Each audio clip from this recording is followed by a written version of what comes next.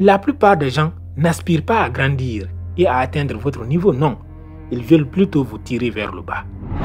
Vinicius Junior a été le premier joueur dans l'histoire que le président du Real a invité dans la loge présidentielle. Même Cristiano Ronaldo, qui est le meilleur joueur de l'histoire du Real, n'a pas eu cet honneur. Parfois, votre petite personne n'est pas forcément impactée par les conséquences de vos actes, mais vos proches. Il y a des gens qui ont des problèmes au boulot. Au lieu de régler ces problèmes-là au boulot, ils ramènent ça à la maison. Leurs conjoints, mais aussi leurs enfants, deviennent leurs victimes. Vinicius Junior compétissait pour le Ballon d'Or, mais les personnes avec lesquelles, les joueurs contre lesquels il se battait sur le terrain, personne ne se souvient de ces joueurs-là aujourd'hui. Le monde parle de Vinicius Junior. Qui a perdu la bagarre en fin de compte? C'est Vinicius Junior. Parfois, les gens vous provoquent justement parce qu'ils savent que vous avez plus à perdre qu'eux. Vous ne pouvez pas être le meilleur et avoir la mentalité de quelqu'un de médiocre. Malheureusement, c'est le cas de Vinicius Junior. Si pour vous, votre réussite ne vous suffit pas, si vous voulez quand même voir les gens que vous n'aimez pas souffrir, vous n'allez jamais avoir la paix. Ne partez pas toujours à la confrontation. Sinon, mesurez d'abord ce que vous avez à perdre par rapport à votre adversaire. La défaite de Vinicius Junior au Ballon d'Or peut être considérée pour certains comme une honte historique. Pour d'autres, c'est une décision juste tenant compte du comportement et de l'attitude du joueur en général. Ces gens-là estiment donc que c'est une punition pour le joueur. Dans cette vidéo, je veux qu'on aille au-delà de la personne de Vinicius Junior. Qu'on apprenne tous de cette défaite d'un joueur qui était destiné à la grandeur, mais qui a tout gâché à cause des 3 leçons que nous allons apprendre dans cette vidéo. Bien évidemment, nous n'avons pas pour objectif d'être élu un jour Ballon d'Or. Mais chacun de nous dans son domaine peut faire face aux mêmes réalités, aux mêmes obstacles et aux mêmes adversités que Vinicius Junior sur un terrain de foot. Si nous avons l'équivalent du talent de Vinicius Junior sur un terrain de foot dans notre domaine, il vaut mieux la protéger et nous protéger contre nos ennemis. La première leçon donc qu'on peut apprendre de cette défaite de Vinicius, c'est que les gagnants n'ont rien à gagner dans une confrontation contre les losers. Quand vous êtes le gagnant, les losers essayent de vous tirer vers le bas, de vous ramener à leur niveau. Quand vous êtes en haut de l'échelle, ceux qui sont en bas veulent vous tirer pour vous ramener à leur niveau. La plupart des gens n'aspirent pas à grandir et à atteindre votre niveau, non. Ils veulent plutôt vous tirer vers le bas.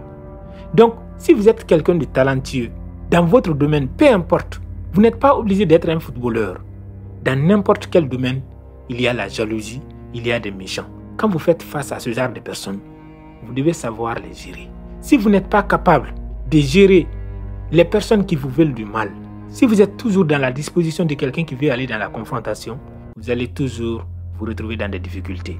Laissez les losers se plaindre. Laissez les losers gaspiller leur énergie en essayant de vous tirer vers le bas. Vous êtes déjà grand. Vous devez avoir la mentalité de quelqu'un qui est grand. Vous ne pouvez pas être le meilleur et avoir la mentalité de quelqu'un de médiocre. Malheureusement, c'est le cas de Vinicius Junior. Vinicius Junior a le potentiel d'être indéniablement le meilleur joueur du monde. Un Vinicius concentré sur un terrain de foot, 100% focus sur le ballon, est meilleur que n'importe quel joueur au monde actuellement. Mais Vinicius Junior a les oreilles partout, la bouche partout. Il se bat avec les adversaires, il se bat avec les fans adverses, il se bat avec les arbitres. C'est triste, mais c'est comme ça. Vous n'avez pas à gaspiller votre énergie à combattre vos ennemis. C'est ce qui arrive à la plupart des gens malheureusement. Quand ils sont séparés d'un homme ou d'une fille, leur objectif n'est pas d'avancer et de réaliser leurs rêves, non. C'est de voir cette personne échouer. Si pour vous, votre réussite ne vous suffit pas, si vous voulez quand même voir les gens que vous n'aimez pas souffrir, vous n'allez jamais avoir la paix. Vinicius Junior ne va jamais avoir la paix sur un terrain de foot. Parce que pour Vinicius Junior, avoir la victoire ne suffit pas. Il faut toujours qu'il se fasse remarquer. Il faut toujours qu'il chambre. Il faut toujours qu'il réponde aux injures, aux provocations. Et parfois, il rentre dans l'excès. C'est-à-dire que les gens même qui provoquent Vinicius Junior disparaissent dans le débat. Tout le monde ne voit et n'entend que Vinicius Junior. Et très malheureusement, c'est comme ça. Même si vous êtes la victime, si vous n'êtes pas capable de vous ressaisir, de maîtriser vos émotions, vous allez finir par devenir le vilain dans l'histoire. C'est ce qui arrive à Vinicius Junior. Il est bien vrai que parfois il est victime de racisme, mais ce n'est pas à tous les matchs. En Ligue des Champions par exemple, il n'a jamais été victime de racisme. Pourtant, même en Ligue des Champions, Vinicius Junior montre un vilain caractère. C'est la première leçon qu'il faut retenir. La deuxième leçon, c'est que vous ne devez jamais essayer de prouver que les gens ont tort. Quand Vinicius Junior est sur le terrain, on dirait que son objectif, c'est de se faire insulter pour qu'on dise que Vinicius Junior a été encore victime de racisme. Il a été victime d'injures. Il fait tout son possible pour énerver les arbitres. Il y a tellement de matchs maintenant dans lesquels Vinicius Junior aurait pu avoir un carton rouge. Quelque part, je pense que les arbitres maintenant ont peur de Vinicius Junior. Honnêtement, c'est ce que moi je pense. Parce que sinon, à leur place, moi-même, j'aurais souvent donné un carton rouge à Vinicius Junior. Le gars ne ferme jamais sa gueule. Il est toujours en train de faire quelque chose qui n'a rien à voir avec le fait de jouer au football. Quand l'adversaire a corner, il vient parfois s'arrêter quelque part où on n'est pas censé s'arrêter. Vinicius Junior est toujours dans les bagarres sur le terrain. Il n'essaye jamais d'éviter les bagarres. Même s'il y a faute sur un de ses coéquipiers, que Vinicius Junior n'était ni de près ni de loin touché, il va venir quand même se pointer et jouer le justicier. Même si Vinicius Junior n'est pas victime de faute, il va venir protester. Souvent, ce sont ses coéquipiers qui l'attrapent pour éviter que ça dégénère. On dirait que le gars, il est malade. C'est comme si c'était lui le président du club, l'entraîneur, mais aussi le joueur. Il défend son équipe, certes, c'est bien, mais il n'a aucune limite. C'est ça son problème. Il pense que c'est lui seul qui a la passion. Il n'arrive pas à maîtriser ses émotions. Ne perdez jamais le contrôle sur vos émotions. Et même si vous n'êtes pas capable de garder votre sérénité, maîtrisez quand même vos réactions. Même si tu as raison, il faut savoir mesurer ta réaction. Vinicius Junior n'a aucune mesure, il n'a aucune sagesse. Et ça, c'est triste. Parce que chaque week-end, on assiste toujours au même spectacle. Le mec ne s'améliore pas. Il a 25 ans aujourd'hui et Lamine Yamal est plus sage que Vinicius Junior. En fait, tant que vous répondez à la provocation, les gens vont continuer à vous provoquer.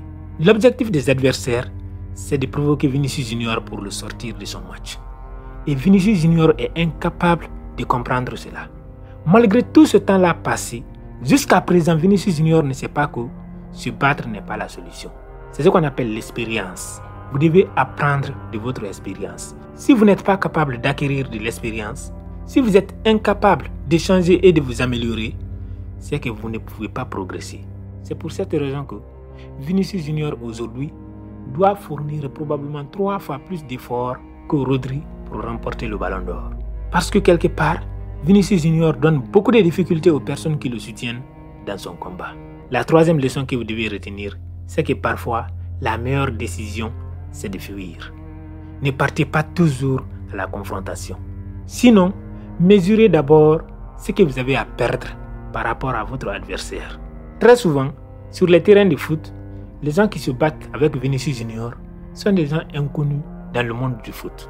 Tout au long de la saison, leur seul moment fort, leur moment de gloire, c'est de se confronter à Vinicius Junior, d'aller en guerre avec Vinicius Junior.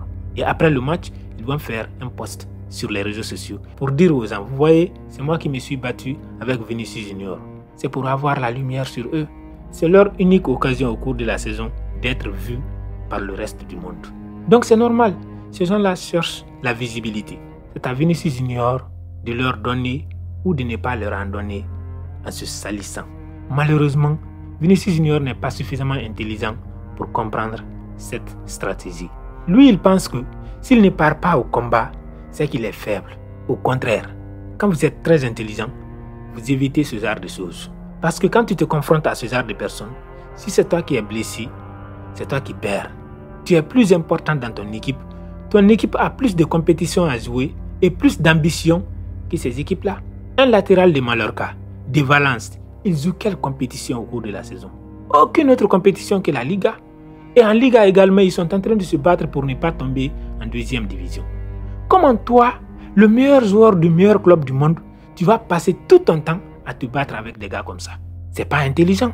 Et malheureusement, Vinicius Junior n'est pas le seul à avoir ce genre de comportement.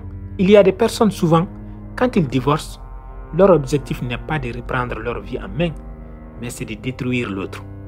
Malheureusement, en se battant ainsi, ils perdent aussi beaucoup d'argent, mais surtout, ils gaspillent leur énergie et leur temps. Il y a des combats, mieux vaut les perdre que les gagner. Vous ne pouvez pas gagner tous les combats. Et parfois, la défaite est mieux que la victoire. Parce que si vous obtenez la victoire, ça veut dire que vous êtes parti jusqu'au bout. Évitez tout simplement d'aller en guerre. Arrêtez quand cela est encore possible. Partez loin de ce genre de personnes. Eux n'ont rien à perdre, contrairement à vous.